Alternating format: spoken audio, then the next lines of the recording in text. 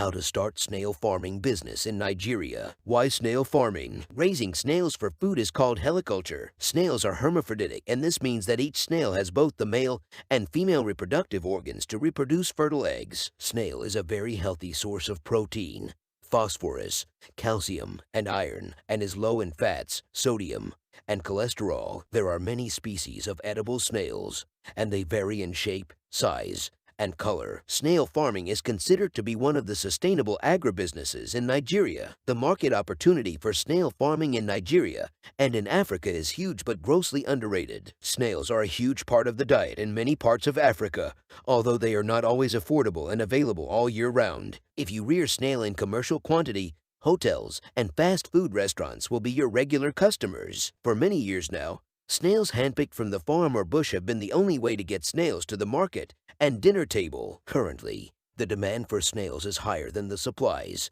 an indication that the market potential for snails is inexhaustible. Locally and internationally, starting both small and large-scale snail farming businesses is the only way to fill up the spaces between the demand for snails and the supply in Africa. 5 steps to starting a snail farm in Nigeria. Below are the 5 basic steps you need to follow to start a profitable snail farming business in Nigeria. Snail breeds. In Nigeria, there are various breeds of snail, and they are milk snail, white garden snail, burgundy snail, and the most popular African giant snail. The giant Africa snail is the best species for heliculture due to its prolificacy and economic size. Step 1. Decide which species of snail to farm. When creating a snail farm, you'll have to use a single species of snail. Research has shown that snail species such as Achatina are the best for warm climate regions like Africa. Step 2.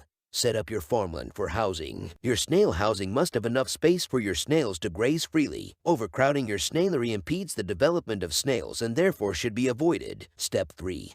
Purchase your snail. If you want to start a snail farm, you'll need to get snails. After setting up proper housing and farmland for the snails, it's time to buy some fresh quality snails from the market or any farm. It's always best to be able to examine the snails before you buy them so that you know they are healthy. Step 4. Feeding and rearing of the snails. Snails are vegetarians and can be fed with a wide variety of foods such as cabbage, cucumber, mango, banana, eggplant, pear, tomato and pawpaw, cassava, okra leaves, or lettuce. However, you can as well feed snails with pineapple, banana, or pawpaw. Mating and laying eggs are a vital part of snail farming. Typically, mating occurs during spring and summer. As hermaphrodites, snails can fertilize each other as soon as they are mature enough. In order for the egg laying to go over smoothly, you should use high-quality soil with the right temperature and humidity. Step 5.